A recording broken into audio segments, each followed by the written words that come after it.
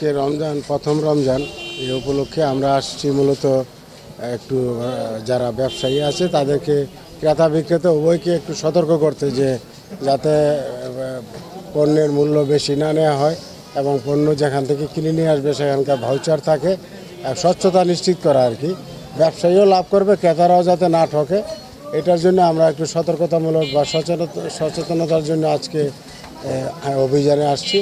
তো আমাদের অভিযান, মোবাইল কোর্টের টিম থাকবে বাজারে, রেগুলার অভিযান হবে এবং খাদ্যের যে গুণগত মান এবং ক্রেতারা যাতে তার ন্যায্য মূল্যে পণ্য পায়, যে অসাধু ব্যবসায়ী যাতে বেশি করে লাভ করতে না পারে, ক্রেতারা যাতে না ঠকে, এই জন্যই মূলত আমাদের এই অভিযান। এটা বাণিজ্য মন্ত্রণালয়ের নির্দেশনা এবং আমরা জেলা প্রশাসন থেকে এটা প্রতি বছরই করে থাকি এবং তারই ধারাবাহিকতা এবারও আমরা করব এবং আমরা টিম করে দিয়েছি, যাতে এই ভ্রাম্যমাণ টিম থাকবে, পুলিশের, ভোক্তা অধিকারের এবং মোবাইল কোর্টের ম্যাজিস্ট্রেট থাকবে, যাতে বিশেষ করে রমজান মাসের দ্রব্যমূল্য যাতে স্থিতিশীল থাকে, জনগণের ক্রয় সীমার মধ্যে থাকে এবং কেউ যেন, ভোক্তা যেন প্রতারিত না হয়।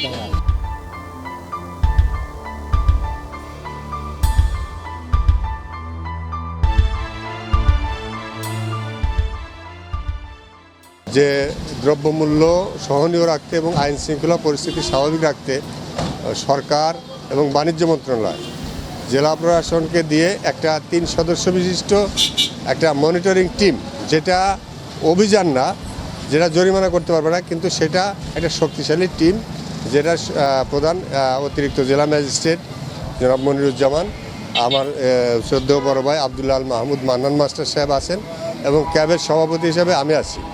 আমরা আগে এই 1 মাস এটা মনিটর করব, বাজারটা আগে মনিটর করব। আমাদের রিপোর্টের প্রেক্ষিতেই পরে র্যাব, পুলিশ, ম্যাজিস্ট্রেট, ভোক্তা, বিএসটিআই এবং নিরাপদ খাদ্য যে সমস্ত প্রতিষ্ঠান আছে, যদি মনে করে পণ্যগুলো সঠিক নাই, দাম বেশি নেওয়া হচ্ছে, তাহলে তারা অভিযান পরিচালনা করবে। আর এটা মাসব্যাপী চলবে পবিত্র রমজানে।